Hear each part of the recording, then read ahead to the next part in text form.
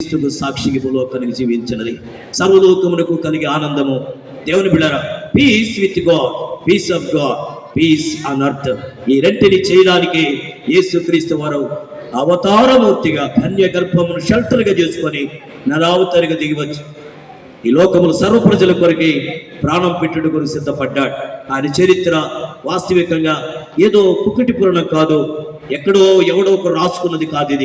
ఇది సత్యమో, ఇది సత్యమో.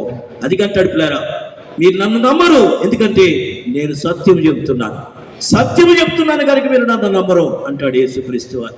నాలో పాపం ఉందని ఎవరైనా రూపించగలరని 2020 సంవత్సరాల క్రితం కేకబెట్టిన యేసు ఇప్పటి వరకు ఒక్కరు కూడా ఆయన గురించి, పాపం గురించి మాట్లాడలేకపోతున్నారు. క్రైస్తవులు వ్యతిరేకిస్తున్నారు కానీ, ఎందుకంటే మతము వారిని భ్రమ పెడుతుంది. క్రైస్తవ మతం అనుకుంటున్నారు, క్రైస్తవ మతం కాదు.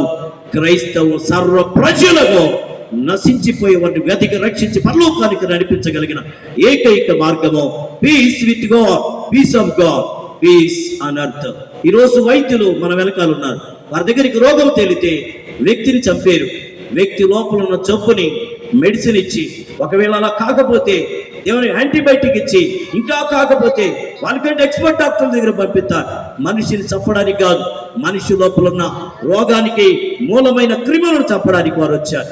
ఏసీ భూలోకానికి ఎందుకు వచ్చారంటే, దేవుని బిడ్డలారా, దుష్ట శిక్షణ చేయడానికి కాదు, దుష్టులను సైతం రక్షించి పరలోక రాజ్యానికి నడిపించగలిగిన ఏకైక నామం నజరుడిగా యేసయ్య నామం. ఈ అవతారమూర్తి ఆరాధన గురించి, క్రీస్తు యొక్క రాకన గురించి, అవతారం గురించి ప్రకటించడానికి నాకు ఈ శ్రేష్టకర సమయం అనుగ్రహించినటువంటి మరి కామ్ సంబంధించిన కమిటీ వారికి, స్వామిదాస్ అయ్యగారికి, డాక్టర్లకి, ఇక్కడ ఉన్న మీ అందరికీ నా హృదయపూర్వకం. ఎందుకంటే ఇక్కడ నేను నిలబడి మాత్రం